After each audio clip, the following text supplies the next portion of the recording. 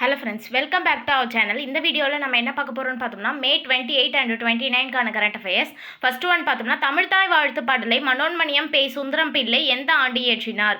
1891ஆம் ஆண்டு தான் தமிழ்தாய் வாழ்த்து பாடலை மனோன்மணியம் பே சுந்தரம் பிள்ளை அவர்கள் இயற்றினாங்க. அடுத்து, எந்த வங்கியின் அனுமதி இல்லாமல் விவசாய கடன் தள்ளுபடியை மாநில அரசுகள் அறிவிக்க கூடாது? அப்படியே அறிவித்தாலும் தள்ளுபடி செய்யப்பட்ட கடனுக்கான தொகையை அதிகபட்சம் எத்தனை நாட்களுக்குள் செலுத்திவிட வேண்டும் அப்படின்னு பார்த்தோம்னா, நபார்டு வங்கியினுடைய அனுமதி இல்லாமல் விவசாய கடன் தள்ளுபடியை மாநில அரசுகள் அறிவிக்க கூடாது. அதே மாதிரி இப்போ அறிவிச்சிட்டாங்க அப்படின்னா அந்த எவ்வளோ தொகையை தள்ளுபடி பண்ணாங்களோ அந்த தொகைக்கான அதிகபட்ச தொகையை 60 நாட்களுக்குள்ள செலுத்திடணும். இந்த அறிவிப்பு எப்போது வெளியானது அப்படின்னு பார்த்தோம்னா 2025 நவம்பர்ல வெளியானது. ஏன் இதை இப்போ பார்க்குறோம் அப்படின்னு பார்த்தோம்னா, தாவேகா பார்த்தோம்னா தேர்தல் அறிக்கையில் விவசாய கடன் தள்ளுபடியை பற்றி பேசியிருப்பாங்க.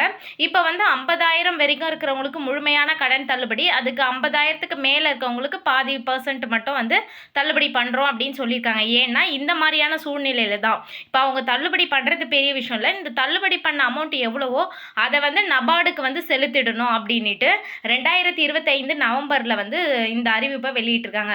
ஏன்னா அதுக்கு முன்னாடிலாம் நிறைய கடன் தள்ளுபடியை மட்டும் அறிவிச்சிட்டு அதுக்கான நிதி நிலுவையிலே இருந்ததுனால இந்த நபார்டு வங்கிலாம் இந்த மாதிரியான ஒரு அறிவிப்பை வெளியிட்டிருக்காங்க.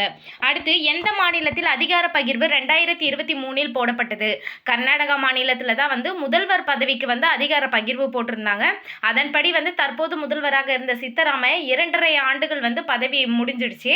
இப்போ அடுத்து 2.5 ஆண்டுகள் டி.கே. சிவகுமார் அவர்களை நியமிப்பதாக அப்பவே 2023லே அதிகார பகிர்வு ஒப்பந்தம் மாதிரி போட்டுக்கிட்டாங்க. இப்போ தற்போது கர்நாடகாவினுடைய முதல்வர் டி.கே. சிவகுமார் அவர்கள் பதவியேற்றிருக்காங்க. 2023 சட்டப்பேரவை தேர்தலில் 135 இடங்களில் காங்கிரஸ் வெற்றி பெற்றிருந்தாங்க. இவங்க 2 பேர் தான் அதிகார பகிர்வின் அடிப்படையில் முதல்வராக பதவி வகிக்க தேர்ந்தெடுக்கப்பட்டிருந்தாங்க. அடுத்து, ஐரோப்பிய நாடுகளின் வெளியுறவு அமைச்சர்கள் கூட்டம் எங்கு நடைபெற்றது? சைப்ரஸின் லிமோசோல் நகரில் தான் ஐரோப்பிய நாடுகளின் வெளியுறவு அமைச்சர்கள் கூட்டம் நடைபெற்றது. மாநிலங்களுக்கு இடையிலான நதிநீர் பிரச்சனைகளுக்கு எந்த திட்டம் மூலம் தீர்வு காண வேண்டும் அப்படின்னு சொல்லியிருக்காங்க அப்படின்னு பார்த்தோம்னா, கென் பெட்வா நதி இணைப்பு திட்டம் மூலம் நம்ம தீர்வு காணணும் அப்படின்றாங்க. இந்த கென் பெட்வா நதி இணைப்பு திட்டம் அப்படின்றது, கென் அப்படின்றது மத்திய பிரதேசத்தில் இருக்க ஒரு நதி. அதில் இருக்க உபரி நீரை பெட்வா அப்படின்ற உத்தரப்பிரதேசம் மற்றும் மத்திய பிரதேசத்தில் இருக்க பந்தேல்கண்ட் அப்படின்ற பகுதிக்கு இந்த பற்றாக்குறையான பிளேஸ்க்கு கென்ல இருக்க உபரி நீரை எடுத்துட்டு விடணும் அப்படின்றது தான் இந்த கென் பெட்வா நதி இணைப்பு திட்டம் அப்படின்றது. அந்த மாதிரி தான் மாநிலங்களுக்கு இடையிலான நதிநீர் பிரச்சனைகளுக்கு தீர்வு காணணும் அப்படின்ட்டு சொல்றாங்க. அடுத்து, வீர சவாக்கரின் காலம் எப்பொழுது? மே 28, 1883. அவருடைய காலம் இறப்பு பார்த்தோம்னா பிப்ரவரி 26, 1966. 82வது வயதில் காலமானார். வீர சவாக்கரினுடைய 143வது பிறந்தநாள் தற்போது அனுசரிக்கப்பட்டது. இவர் வீர சவாக்கர் அப்படின்றவர் யார் அப்படின்னு பார்த்தோம்னா, இவர் சுதந்திர போராட்டத்தில் ஒரு மிக சிறந்த புரட்சிவாதி மற்றும் சமூக சீர்திருத்தவாதியாக இருந்தவர். இவர் அபினவ பாரதம் அப்படின்ற ஒரு ரகசிய அமைப்பை நிறுவியவர் யார் அப்படின்னா வீர சவாக்கர் தான். இது ப்ரீவியஸ் இயர் கொஸ்டின். அபினவ பாரதம் அப்படின்ற அமைப்பை ஏற்படுத்தியவர் வீர சவாக்கர். அதே மாதிரி 1857ஆம் ஆண்டு ஒரு சிப்பாய் கழகம் நடைபெற்றது அப்படின்றத ஹிஸ்டரியில் பார்த்துருப்போம்.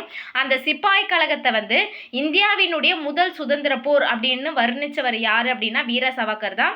இந்த இந்தியாவின் முதல் சுதந்திர போர் அப்படின்ற தலைப்பிலே இந்த 1857ஆம் ஆண்டு சிப்பாய் கழகத்தில் என்னென்ன மாதிரியான விஷயங்கள் நடந்தது அப்படின்ற எல்லாத்தையும் ஒரு புத்தகமாக எழுதி வெளியிட்டவர் இந்த வீர சவாக்கர் அப்படின்றவர் தான். இந்தியாவினுடைய முதல் சுதந்திர போர் அப்படின்றத எழுதினவர் யார் அப்படின்னா வீர சவாக்கர். அபினவ பாரதம் அப்படின்ற ரகசிய அமைப்பை உருவாக்கியவர் யார் அப்படின்னு பார்த்தோம்னா வீர சவாக்கர்.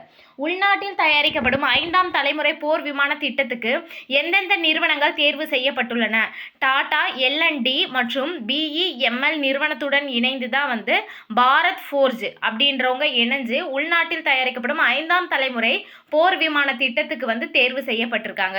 இந்த 5ஆம் தலைமுறை போர் விமான திட்டம் அப்படின்னா என்னன்னா, 2 என்ஜின்கள் கொண்ட ரேடாரில் சிக்காத போர் விமானம் தயாரிக்கிறதா தான் 5th ஜெனரேஷன் அப்படின்ட்டு சொல்றோம். 2030ஆம் ஆண்டுக்கு பின் இந்திய விமானப்படையின் போர்த்திறனின் முதுகெலும்பாக 5ஆம் தலைமுறை போர் விமானம் விளங்கும் அப்படின்னு சொல்றாங்க. எந்த வருஷத்துக்கு பிறகு 2030ஆம் ஆண்டுக்கு பின் இந்திய விமானப்படையின் போர் திறனின் முதுகெலும்பாக இந்த 5ஆம் தலைமுறை போர் விமானம் விளங்கும் அப்படின்றாங்க.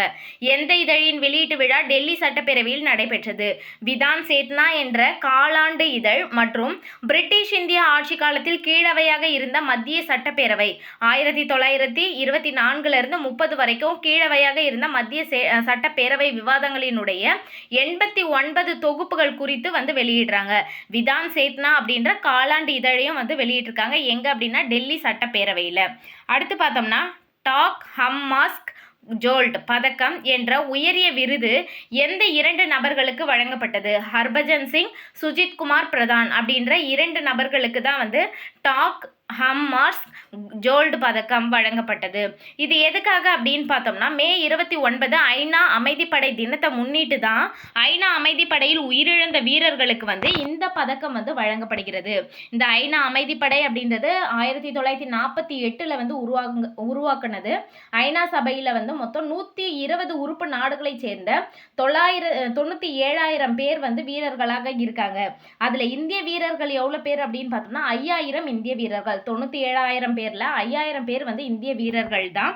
இவங்க 2 பேர் வந்து இறந்ததை முன்னிட்டு தான் வந்து பார்த்தோம்னா ஐநா அமைதிப்படை தினத்துக்கு டாக் ஹம்மஸ் ஜோல்ட் பதக்கம் வந்து கொடுத்துருக்காங்க. அதே மாதிரி military gender advocate of the year அப்படின்றது மேஜர் அபிலாஷா பராக் அப்படின்றவங்களுக்கு வழங்கியிருக்காங்க. இவங்க வந்து பெண்கள் மற்றும் குழந்தைகளினுடைய முன்னேற்றத்திற்காக அரும்பாடுபட்டதுக்காக இந்த military gender advocate of the year அப்படின்ற பதக்கத்தை வந்து கொடுத்துருக்காங்க. ஐநாவினுடைய தலைமையகம் வந்து பார்த்தோம்னா அமெரிக்காவினுடைய நியூயார்க் நகரத்தில் தான் வந்து அமைஞ்சிருக்கு. ஓகே ஃப்ரெண்ட்ஸ், இந்த வீடியோ உங்களுக்கு பிடிச்சிருந்தா லைக் பண்ணுங்கள், உங்கள் ஃப்ரெண்ட்ஸ்க்கும் ஷேர் பண்ணுங்கள், மறக்காமல் சப்ஸ்கிரைப் பண்ணுங்கள். தேங்க்ஸ் ஃபார் வாட்சிங்.